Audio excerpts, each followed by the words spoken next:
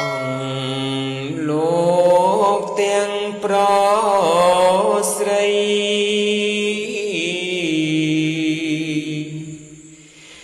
គួគបីស្ដាប់ទេសនាស្ដាប់មហើយកើតបញ្ញាទើបជ្រាំងថ្លាភ្លឺក្នុងចិត្ត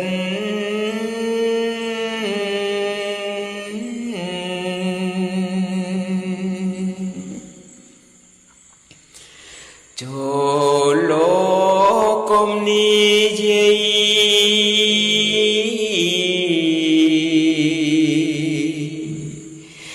កុំរីមាយធ្លុយគុំនិតធ្វើឲ្យអ្នកនៅចិត្តស្ដាប់ធម៌ពិតកើតសេមក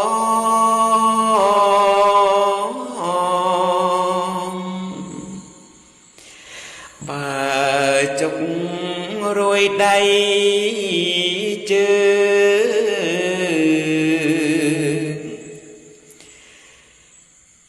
គួលោកលីដំរងក្នុងកុំចោចេញឆ្លើយឆ្លងឲ្យអ្នកផងខានស្ដាប់ធ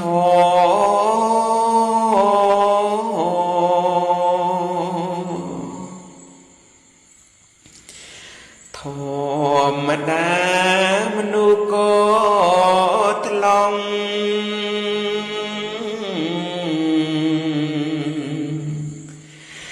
ខ្វាក់ខ្វិនខ្វងគ្មានបានល្អព្រោះតែប្រមាថជាតិនេះក្រ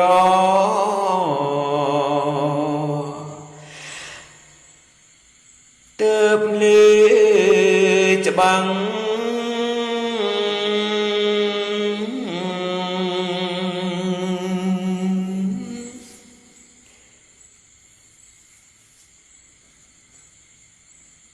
អ្នកកើតក្នុងអាបបាយ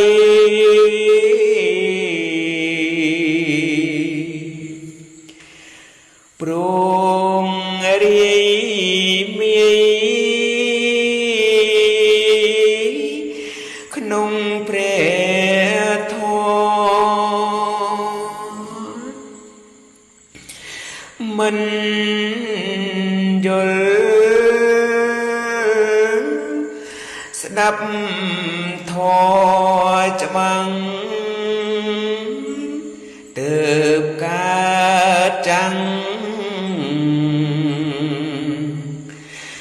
ក្នុងភពឋា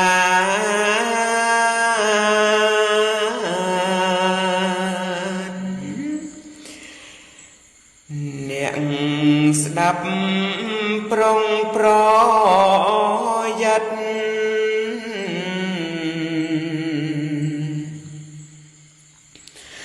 មហនខ្ចាត់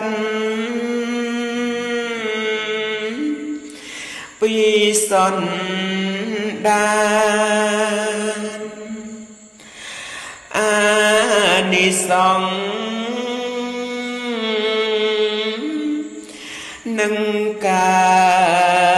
តមានដែលអ្នកបានស្ដាប់ធម៌